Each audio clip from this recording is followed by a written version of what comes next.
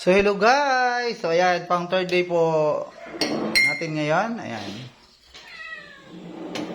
Sa low carb. So ayan, ito po yung aming meal for today. So meron po tayong ayan, yung first meal namin. So siguro magtitimad na naman kami ngayong araw na to.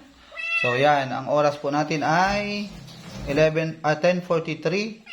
So kagabi po o kahapon ay kumain kami ng alas 5. So bilangin nyo na lang po kung ilang oras yun. Walang kain-kain. So ayan, syempre po hindi mawawala yung itlog natin. So mayroon po kaming tirang yan, nilaga, sabaw na lang at saka buto. Baka. Nilagang baka. Ito yung kahapon ng hapon. Tira na.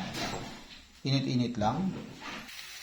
So yan. So guys, ito yung isang niluto namin, ang bangos, ang taba po nito guys, ang lapad ng katawan. So yan, so ito yung pagkain namin ngayon. First meal namin.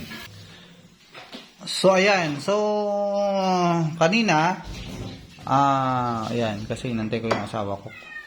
Uminom kami ng,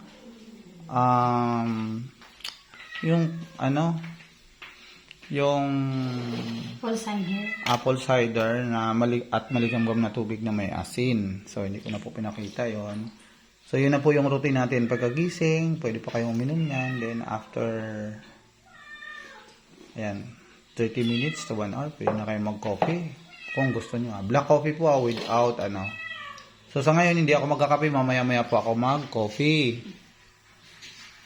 So, ayan. So, inaantay lang po namin na main-in yung bangus para makakain na kami. Ayan. So, ayan guys. Kain tayo. Sarap po. Ayan. Yan ang hindi nawawala. Isawsawan kami yan. Isawsawan with bagoong para sa bangus. Kamyas na may, yung galing Pangasinan, ano ngayon? Padas. Ayan. So, alam nila yung mga taga Pangasinan, shout out. Ayan. Padas yan. Sikat yan sa kanila. Ayan. Sa Ilonggo, ambot ko, ano na.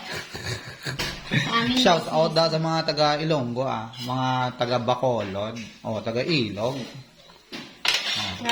Taga Bukana, dabala. Ayan. So, yan. So, yan guys, kakain na po kami. Ayan. Yun lamang po. Ayan, huwag po kalimutan i-like at i-follow, subscribe sa aking YouTube channel.